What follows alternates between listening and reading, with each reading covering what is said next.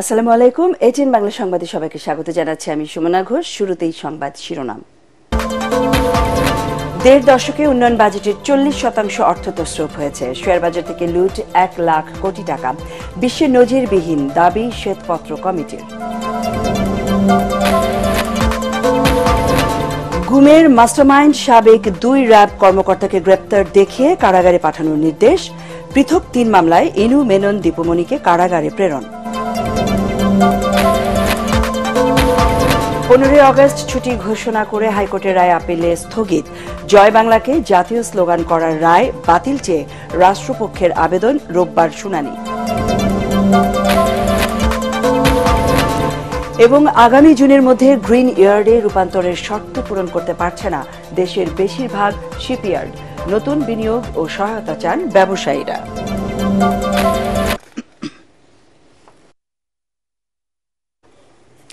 শুনছিলেন শিরোনাম, এবারে বিস্তারিত সংবাদ। জুলাই আগস্ট গণহত্যার অভিযোগে সাবেক মন্ত্রী কামরুল ইসলাম এবং আওয়ামী লীগের উপদেষ্টা মণ্ডলীর সদস্য আমির হোসেন আমুকে গ্রেপ্তারের আবেদন মঞ্জুর করেছে আন্তর্জাতিক অপরাধ ট্রাইব্যুনাল। এদিকে নারায়ণগঞ্জে গুমের মাস্টারমাইন্ড সাবেক 2 র্যাব কর্মকর্তা পুলিশ সুপার মহিউদ্দিন ফারুকি ও বরিশাল রেঞ্জের অতিরিক্ত পুলিশ সুপার আলেপ উদ্দিনকে গ্রেপ্তার দেখিয়ে কারাগারে পাঠিয়েছে আন্তর্জাতিক অপরাধ ট্রাইব্যুনাল। একই সঙ্গে আগামী 20 ফেব্রুয়ারি গুমের অভিযোগের তদন্ত প্রতিবেদন দাখিলের নির্দেশ দেওয়া হয়েছে। এর আগে সকাল 11টার দিকে আসামিদের ট্রাইব্যুনালে হাজির করা হয়। গত 28 নভেম্বর আন্তর্জাতিক অপরাধ ট্রাইব্যুনালের চেয়ারম্যান বিচারপতি মোহাম্মদ গোলাম মর্তুজা মজুমদারের নেতৃত্বে 2 সদস্যের ট্রাইব্যুনাল তাদের আদালতে হাজির করার নির্দেশ দেন। বৈষম্য বিরোধী ছাত্র আন্দোলনে রাজধানী শনির আখড়ার জোবায়ের ওমর খানকে হত্যা মামলায় গত 13 নভেম্বর গ্রেপ্তার হন এই 2 কর্মকর্তা। নতুন প্রসিকিউশন টিম আমরা ওই মামলা সম্পর্কে 2 জন পুলিশ কর্মকর্তা, একজন আলেপ উদ্দিন আর একজন মহিউদ্দিন ফারুকি, তাদের বিরুদ্ধে গুমের অভিযোগ আনা হয়েছে এবং যাকে গুম করা হয়েছে সে গুমে ছিল 4 মাস এবং গুমের পরবর্তী কারাগারে আবদ্ধ ছিল 7 বছর। সেখান থেকে বের হয়ে এসে এই গুম ভিকটিমরা নিজেই আমাদের কাছে অভিযোগ করেছে। রিসেন্ট যে অ্যামেন্ডমেন্টটা হয়েছে সেখানে গুমকে সুনির্দিষ্ট একটি অভিযোগ আকারে আনা হয়েছে এবং এখন থেকে আমরা গুমের মামলাগুলোকেও ট্রাইব্যুনাল তদন্ত করছেন এবং ট্রাইব্যুনালে এই মামলাগুলো আমরা পরিচালনা করি। বিগত 15 বছরে বাংলাদেশে উন্নয়ন বাজেটের 40% অর্থই তছরূপ করা হয়েছে। লুটপাট হয়েছে সরকারি আয়ের 40%। শেয়ারবাজার থেকে লুট করা হয়েছে 1 লাখ কোটি টাকা। আর দেশের মাত্র 10% মানুষ 85% সম্পদ ভোগ করেছেন। আনুষ্ঠানিকভাবে খসড়া শ্বেতপত্র প্রকাশ করে এসব তথ্য জানিয়েছেন কমিটির প্রধান ডক্টর দেবপ্রিয় ভট্টাচার্য। তিনি বলেন, বিগত 3টি জাতীয় নির্বাচনের মাধ্যমে দেশে কায়েম করা হয়েছে চোরতন্ত্র। অর্থনৈতিক ও রাজনৈতিক স্থিতিশীলতা নিশ্চিত করা না গেলে দীর্ঘমেয়াদী সংস্কার কার্যক্রম করা যাবে না বলে জানান দেশ বরেণ্য অর্থনীতিবিদ ও বিশ্লেষকরা। আরও জানাচ্ছেন শরফুল আলম।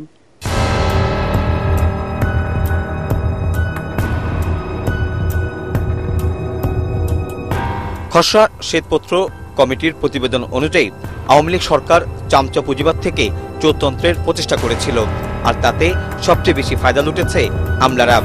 শ্বেতপত্র প্রণয়ন কমিটির মূল্যায়ন প্রতীত সরকার ক্ষমতায় টিকে থাকতে আইন করে অর্থ লুটপাট করার সুযোগ করে দিয়েছিল। ধরনের নিয়ম কানুনের মধ্যে ফেলে কমিটির প্রধান বলেন, দুর্নীতির জন্য সবচেয়ে বেশি ব্যবহার করা হয়েছে ব্যাংক খাত, অবকাঠামো, বিদ্যুৎ, জ্বালানি এবং তথ্য প্রযুক্তি খাত থেকেও বিপুল পরিমাণের অর্থ লুটপাট করা হয়েছে। সেই হিসেবে ব্যাংকিং খাত 1 নম্বরে আসে। এটা কারণ ওইটা সবচেয়ে স্বচ্ছ হিসাব আছে আমাদের কাছে ব্যাংকিং খাতের থেকে। গতকালে গভর্নর এটা বলছিলেন। দ্বিতীয়ত যেটা আসে সেটা হলো জ্বালানি খাত। দ্বিতীয়ত জ্বালানি খাতের বিষয় আসে এবং জ্বালানি খাতের যে দ্বিতীয়ত হবে ফিজিক্যাল ইনফ্রাস্ট্রাকচার। জ্বালানি খাত আসলে হলো 3 নম্বরে। 2 নম্বরে যায় হলো অবকাঠামোর বিভিন্ন ক্ষেত্রে, যেটা 30-40% পর্যন্ত চুরি হয়েছে, এটি আমাদের ধারণা। এবং অনেক ক্ষেত্রে এই প্রকল্পগুলো অকার্যকরভাবেই সারা জীবন হয়তো বহন করতে হবে, শ্বেত হস্তির মতো। তো আর তৃতীয়ত হলো জ্বালানি খাত। আরেকটি খাতকে আমরা উল্লেখ করেছি যে খাত থেকে ধরা খুব কঠিন, সেটা হলো আইসিটি খাত, প্রযুক্তি খাত। অর্থনীতিবিদরা বলেন, দুর্নীতির ব্যাপকতা এতটাই বেশি যে এ নিয়ে গবেষণা করা উচিত। তথ্যের নৈরাজ্য আর দুর্নীতির ফলাফলের কারণে বাংলাদেশ এখন মধ্য আয়ের ফাঁদ। আর যে পরিমাণ অর্থ পাচার করা হয়েছে তার 60% বিদেশে গেলেও 40% দেশের অভ্যন্তরেই তা বিনিয়োগ করা হয়েছে।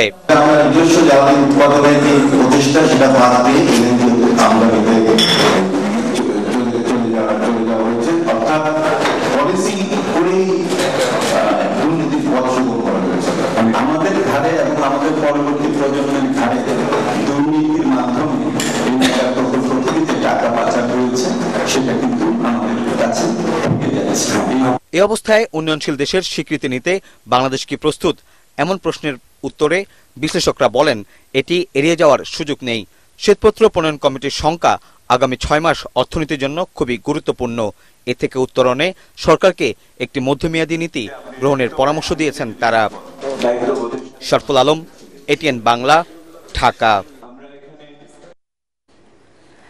রামপুরা, মগবাজার ও শাহবাগ থানার 3 মামলায় সাবেক মন্ত্রী হাসানুল হক ইনু, রাশিদ খান মেনন ও ডক্টর দীপু মনিকে গ্রেফতার দেখিয়ে কারাগারে পাঠিয়েছে আদালত।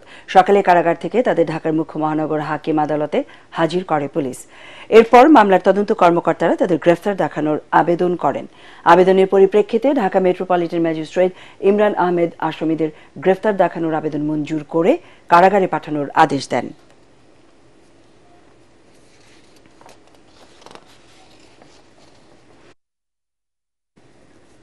15 আগস্টকে জাতীয় শোক দিবসের ছুটি ঘোষণা করে হাইকোর্টের দেয়া রায় স্থগিত করেছেন আপিল বিভাগ। প্রধান বিচারপতি সৈয়দ রেফাত আহমেদের নেতৃত্বাধীন আপিল বিভাগ এই আদেশ দেন। অতিরিক্ত অ্যাটর্নি জেনারেল ব্যারিস্টার অনিক আর হক সকালে বিষয়টি গণমাধ্যমে নিশ্চিত করেছেন। এর আগে গত 2 আগস্ট বঙ্গবন্ধু শেখ মুজিবুর রহমানের শাহাদাত বার্ষিকী ও জাতীয় শোক দিবস উপলক্ষে ঘোষিত 15 আগস্টের সাধারণ ছুটি বাতিল করা হয়। অন্তর্বর্তী সরকারের উপদেষ্টা পরিষদের বৈঠকে ছুটি বাতিলের ওই সিদ্ধান্ত হয়। এদিকে জয় বাংলাকে জাতীয় স্লোগান ঘোষণা করে হাইকোর্টের দেয়া রায় স্থগিত চেয়ে আবেদন করেছে রাষ্ট্রপক্ষ। আগামী রোববার সুপ্রিম কোর্টের আপিল বিভাগে এই বিষয়ে শুনানি হবে। 2020 সালের 10 মার্চ জয় বাংলাকে জাতীয় স্লোগান ঘোষণা করে রায় দেন বিচারপতি FRM নাজমুল আহসান ও বিচারপতি KM কামরুল কাদেরের সমন্বয়ে গঠিত হাইকোর্ট বেঞ্চ। জয় বাংলাকে জাতীয় স্লোগান হিসেবে ঘোষণা চেয়ে 2017 সালে সুপ্রিম কোর্টের আইনজীবী ডক্টর বশির আহমেদের করা রিটের শুনানি শেষে এই রায় দেন আদালত।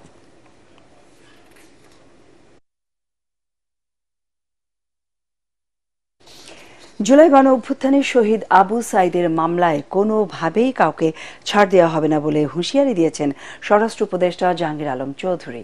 দুপুরে পীরগঞ্জে শহীদ আবু সাইদের কবর জিয়ারত করে সাংবাদিকদের তিনি একথা বলেন। তিনি বলেন, আবু সাইদের মামলায় এই পর্যন্ত 3 জনকে গ্রেফতার হয়েছে। দ্রুত এই মামলার শুনানি শুরু হবে। এ সময় আইনশৃঙ্খলা পরিস্থিতির অবনতির বিষয়ে জানতে চাওয়া হলে আরও সময় চান স্বরাষ্ট্র উপদেষ্টা। পরে আবু সাইদ ফাউন্ডেশনের পক্ষ থেকে দুস্থদের মাঝে শীত বস্ত্র বিতরণ করেন তিনি।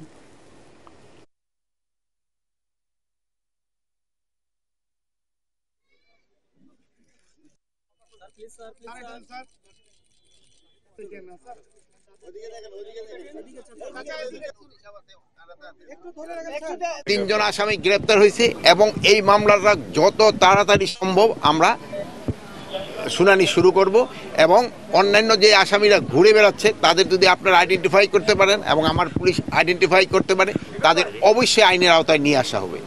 কাউকে কোনো অবস্থায় ছাড় দেওয়া হবে না।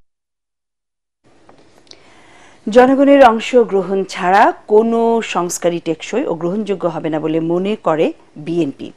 রাষ্ট্র সংস্কারের 31 দফা নিয়ে খুলনা বিভাগীয় প্রশিক্ষণ কর্মশালায় এমন বক্তব্য উঠে আসে। খুলনা প্রেস ক্লাব মিলনায়তনে দিনব্যাপী প্রশিক্ষণ কর্মশালায় প্রধান অতিথি হিসেবে ভার্চুয়ালি বক্তব্য রাখবেন বিএনপির ভারপ্রাপ্ত চেয়ারম্যান তারেক রহমান। খুলনা বিভাগের তৃণমূল, বিএনপি ও সহযোগী সংগঠনের নেতারা এতে অংশ নিচ্ছেন। এতে তৃণমূল নেতাদের মতামত নেওয়া ও বিভিন্ন প্রশ্নের জবাব দিচ্ছেন বিএনপির সিনিয়র নেতারা। মূলত বিএনপি ঘোষিত 31 দফা সংস্কার কর্মসূচির বিষয়ে জনসম্পৃক্ততা বাড়াতেই দেশব্যাপী নেতাদের প্রশিক্ষণ দেয়া হচ্ছে।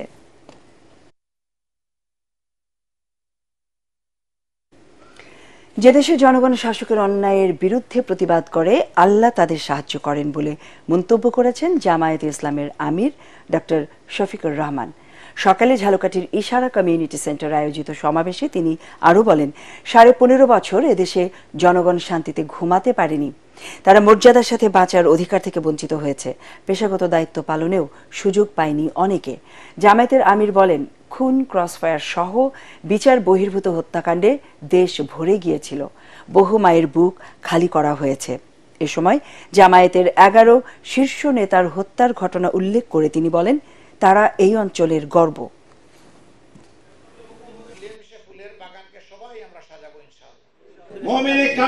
বিচারকের আসনে বসে মানুষের উপরে জুলুম করবে না। আমরা সেই বাংলাদেশ চাই। আপনারা কি এমন একটা বাংলাদেশ চান? আলহামদুলিল্লাহ, এই বাংলাদেশের স্বপ্ন আমরা দেখি। আমরা কথা দিচ্ছি, এ দায়িত্ব যদি আল্লাহ তাআলা আমাদেরকে দেন, আল্লাহ ভালো জানে, তাহলে জনগণের মনে অবশ্যই ভালোবাসা আল্লাহ পয়দা করে দেবে।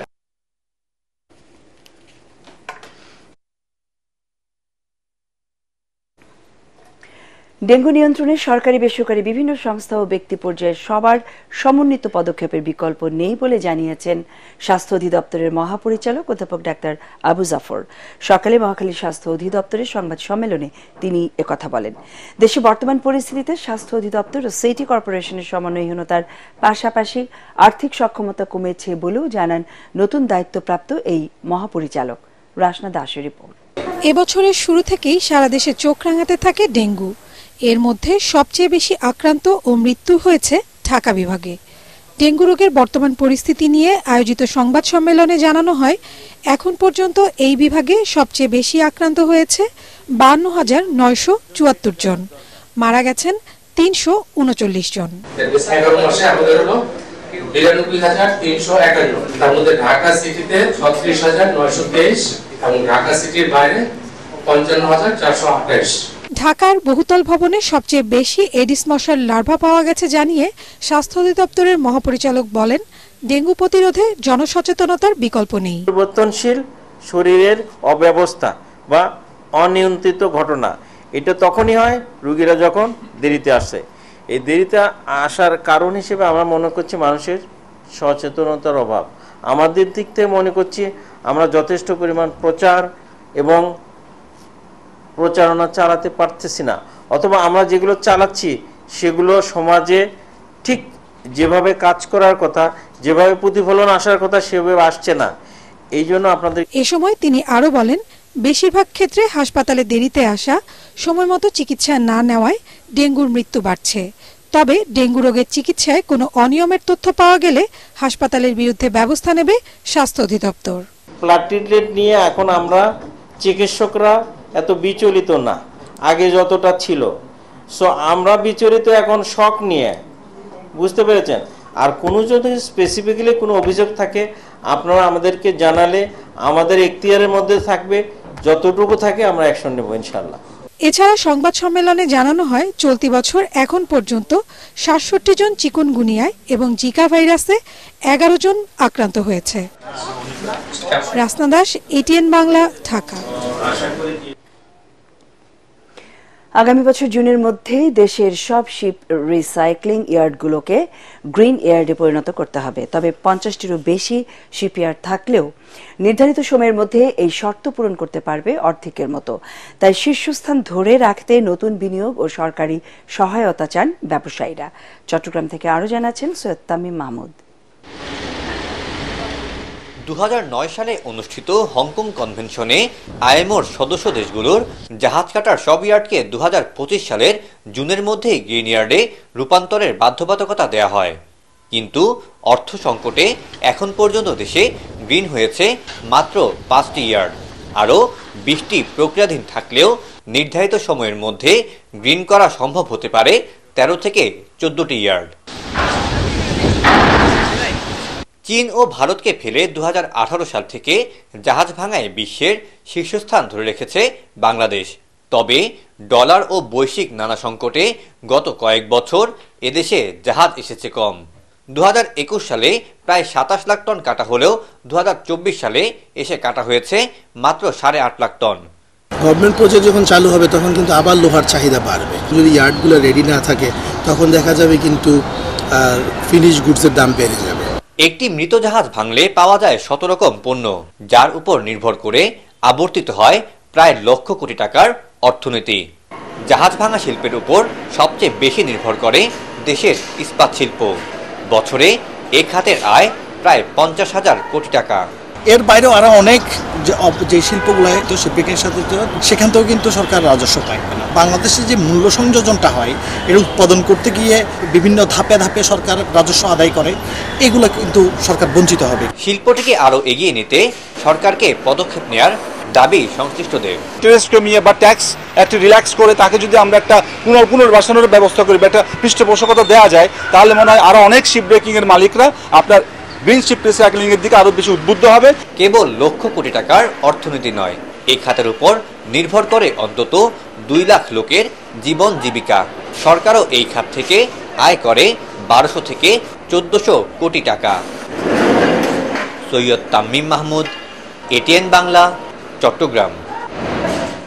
আগামী বছর মার্চ থেকে বাড়ি বাড়ি গিয়ে ভোটার তালিকা হালনাগাদের কাজ শুরু হবে বলে জানিয়েছে নির্বাচন কমিশন। 6 মাসের মধ্যে হালনাগাদের কাজ শেষ করা হবে।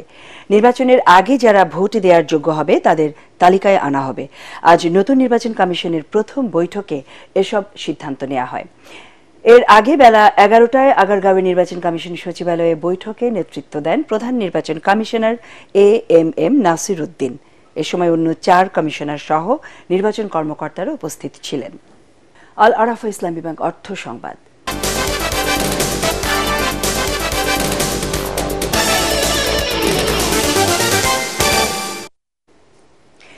সৌন্দর্য হারাতে বসেছে 450 বছরের ঐতিহ্যবাহী খাগড়াছড়ির দিঘি নালার দিঘি। ত্রিপুরা রাজা গোবিন্দ মাণিক্যের স্মৃতি ধরে রাখতে খনন করা হয় এই দিঘিটি। এটি সংস্কার করা গেলে একদিকে যেমন দিঘির ঐতিহ্য সংরক্ষণ হবে, অন্যদিকে জেলার পর্যটনের অন্যতম দর্শনীয় স্থান হিসেবে পরিচিত হবে এটি। খাগড়াছড়ি প্রতিনিধি আবু দাউদের রিপোর্ট, জানাচ্ছেন তামান্না জেনিফার।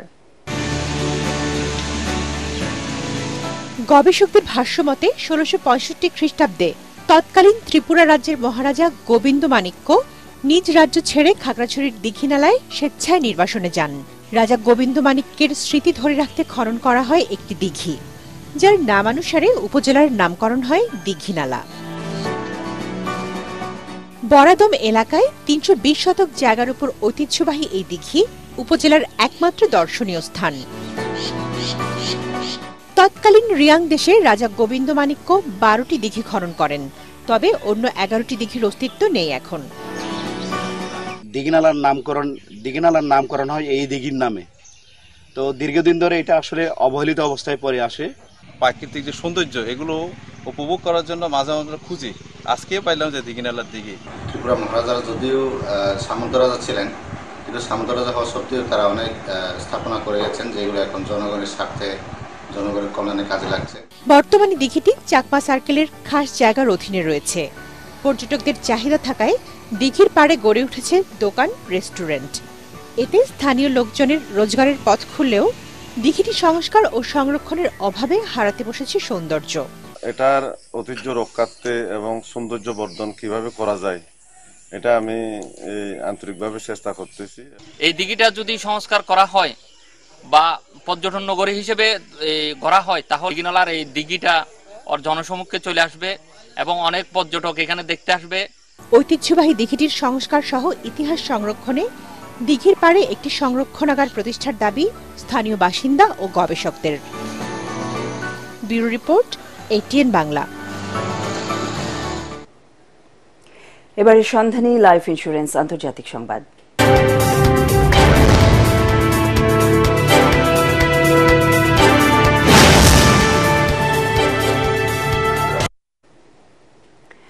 ছেলে হান্টারকে আনুষ্ঠানিকভাবে ক্ষমা করে দিলেন যুক্তরাষ্ট্র প্রেসিডেন্ট জো বাইডেন।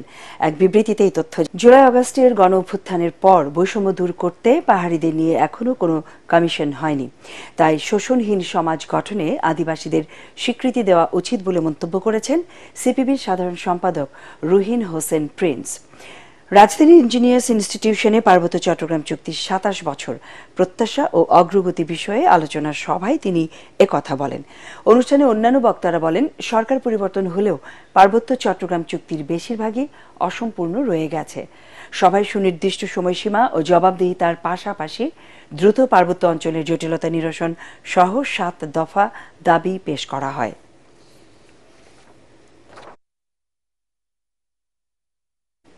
এবারে পার্টেক্স খেলার খবর।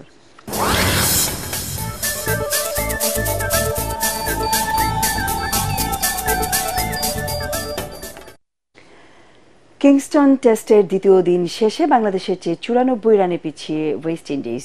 প্রথম ইনিংসে 164 রানে অল আউট হয় মেহেদী হাসান মিরাজের দল। জবাবে 1 উইকেটে 70 রান তোলে ক্যারিবীয়রা। Report HM. আশরাফের। ব্যাটিংয়ের দৈন্যদশা কাটছেই না বাংলাদেশের। 2 উইকেটে 69 রান নিয়ে খেলা শুরু করা টাইগাররা তৃতীয় উইকেট হারায় 83 রানে। শাহাদাত হোসেন বিদায় নেন ব্যক্তিগত 22 রানে। Joseph has the first wicket on day 2. মাত্র 5 রানের ব্যবধানে লিটন দাসও আউট হন। জেডেন সিলসের সুইংয়ে পরাস্ত হয়ে বাংলাদেশের উইকেট রক্ষক ফেরেন মাত্র 1 রানে। দলের দুর্দশা আরও বাড়িয়ে জাকের আলী আউট 95-তে। আগের দিন একাধিক জীবন পেয়ে হাফ সেঞ্চুরি তুলে নেয়া সাদমানের ইনিংস শেষ হয় 64-তে। তাতে 98 রানে 6 উইকেট হারিয়ে ধ্বংস স্তূপের রূপ নেয় সফরকারীদের ইনিংস। তাইজুলকে সাথে নিয়ে 41 রানের জুটি গড়ে কিছুটা প্রতিরোধের চেষ্টা করেন মিরাজ, কিন্তু দলীয় 139-এ সেই প্রতিরোধ ভাঙার পর বাংলাদেশের ইনিংস গুটিয়ে যায় 71 ওভার 5 বলে 164-তে। মাত্র 5 রান দিয়ে 4 উইকেট নেন জেডেন সিলস। জবাবে লুইসকে 13তম ওভারে শিকার করেন নাহিদ রানা। দলীয় 25 রানে প্রথম উইকেট হারানোর পর খেলা শেষ করেন ক্রেগ ব্রাথওয়েট এবং কিসি CAR-T. SM. Ashraf, ATN Bangla. টানা 6ষ্ঠ দিনের মতো সাভারের বিরুলিয়ার দত্তপাড়া এলাকায় ড্যাফোডিল ইন্টারন্যাশনাল ইউনিভার্সিটিতে অনুষ্ঠিত হচ্ছে ইস্পাহানি প্রথম আলো আন্তঃবিশ্ববিদ্যালয় ফুটবল টুর্নামেন্ট। আজকের প্রথম খেলায় অংশ নেয় শেরেবাংলা কৃষি বিশ্ববিদ্যালয় ও ড্যাফোডিল ইন্টারন্যাশনাল ইউনিভার্সিটি। দ্বিতীয় খেলায় অংশ নেয় ফার ইস্ট ইন্টারন্যাশনাল ইউনিভার্সিটি ও জাহাঙ্গীরনগর বিশ্ববিদ্যালয়। আর তৃতীয় খেলায় ঢাকা প্রকৌশল ও প্রযুক্তি বিশ্ববিদ্যালয় গণ বিশ্ববিদ্যালয়ের বিরুদ্ধে প্রতিদ্বন্দ্বিতা করে। খেলা চলাকালে প্রথম আলো ও ইস্পাহানির ঊর্ধ্বতন কর্মকর্তারা উপস্থিত ছিলেন। টুর্নামেন্টের মিডিয়া পার্টনার এটিএন বাংলা।